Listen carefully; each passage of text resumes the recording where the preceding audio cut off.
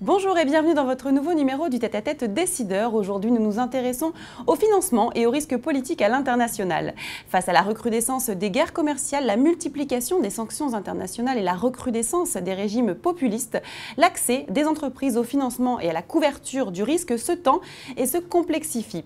Quelles sont les solutions? Comment trouver les meilleurs outils pour les entreprises qui souhaitent se développer à l'international? Afin de nous apporter ces précisions, un expert à mes côtés, François Delteil, directeur risque politique et financement structuré chez AU Group. Bonjour François. Bonjour Fanny. Merci d'être présent sur ce plateau pour nous parler de ces risques internationaux et de ces financements possibles d'ailleurs à l'international. C'est vraiment ce qui nous intéresse aujourd'hui. Est-ce qu'on peut d'ailleurs encore se développer et se faire financer sur les pays qui font la une de l'actualité en matière de risque? Alors c'est vrai que c'est un petit peu plus compliqué maintenant. Il y a trois raisons à ça. La première, c'est l'arrivée au pouvoir de gouvernements de plus en plus nationalistes et protectionnistes, souvent d'ailleurs hostiles à l'économie de marché et au libre-échange. Deuxièmement, il y a une montée de l'endettement privé et public qui inquiète beaucoup d'acteurs financiers par crainte de défaillance. Et il y a aussi, en troisième lieu, la montée des sanctions internationales, c'est-à-dire que beaucoup d'acteurs craignent que des opérations sur lesquelles ils interviennent puissent faire l'objet d'interdictions, qu'on ne puisse plus en pratique réaliser les contrats qui sont prévus. Donc on peut quand même néanmoins toujours trouver des solutions, c'est un peu plus difficile, donc c'est assez sélectif, il faut trouver les bons partenaires pour ça, les bons acteurs. Par exemple, on a monté il y a quelques semaines une couverture pour un exportateur qui voulait travailler avec un industriel russe. La Russie, c'est un bon exemple pour le troisième point dont on parlait, c'est-à-dire les sanctions internationales. C'est un pays qui a fait l'objet de sanctions successives au fur et à mesure des événements politiques qui faisaient l'actualité. Le dernier épisode avec l'Ukraine n'arrange pas les choses, évidemment.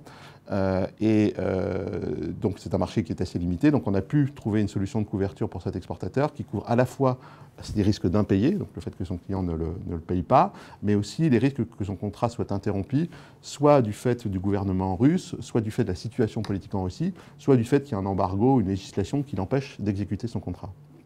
Et quelles sont les grandes solutions de financement à l'international? Et en fonction des besoins, des profils, comment choisir ces solutions?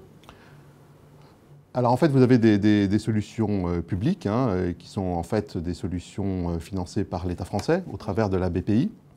Donc ce sont des crédits acheteurs, donc crédits à moyen et long terme pour accompagner les exportateurs. Il y a aussi des couvertures simples offertes par la BPI. Ce sont plutôt des produits, à mon sens, qui sont soit pour des grands projets stratégiques, soit pour des PME qui ont besoin d'être très encadrés pour commencer l'exportation.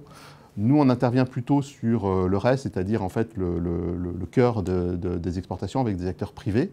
Donc, en fait, on a deux types d'opérations. Il y a des opérations qui sont payées comptant, où il n'y a pas de crédit qui est offert aux clients. Donc, dans ce cas-là, on met en place simplement des couvertures. C'est des couvertures qui couvrent les risques d'impayés, puis comme on l'a vu, les risques politiques aussi, qui sont inhérents à ces contrats. Il y a aussi d'autres types de contrats sur lesquels il y a un différé de paiement. Donc là, pour le coup, le client demande à avoir un crédit. C'est un crédit qui peut être du crédit courant, on va dire 60-90 jours par exemple, mais ça peut être des crédits beaucoup plus longs, sur 2-3 ans. Et en fait, très souvent, les entreprises souhaitent être payées, elles, comptant. Donc en fait, il faut trouver un partenaire qui rachète ces crédits de façon à bénéficier à la trésorerie de l'exportateur. Donc on a un département chez AU Financement qui s'occupe un petit peu de ça. Et l'idée, c'est de coupler les deux. Donc on a une police qui couvre les risques et un financement pour que le client soit payé immédiatement. Très bien. Alors on va rentrer un peu plus en détail au sein de votre groupe, AU Group. Vous accompagnez vos clients dans leur développement grâce à des programmes internationaux. Vous êtes expert en garantie, financement et gestion du crédit client. Comment concrètement accompagnez-vous vos clients et quelles sont vos spécificités sur ce marché plutôt concurrentiel? AU Group est le premier courtier spécialisé en France dans la couverture, la gestion et le financement du poste client. Et nous sommes également le troisième acteur mondial, donc on est un acteur important sur ce marché. Comme on l'a vu, on offre une palette de solutions qui est large, qui va de l'assurance crédit à court terme, l'assurance crédit à moyen voire à long terme, On offre des solutions de financement, on offre des solutions de couverture des risques politiques, à la fois pour les exportateurs, mais aussi pour des entreprises qui voudraient investir à l'étranger, garantie d'investissement. Et notre spécificité, c'est d'essayer d'utiliser toutes ces compétences pour bâtir des solutions sur mesure à nos clients. Donc de ne pas être par silo, mais de se mettre ensemble pour trouver une solution adaptée à un contrat.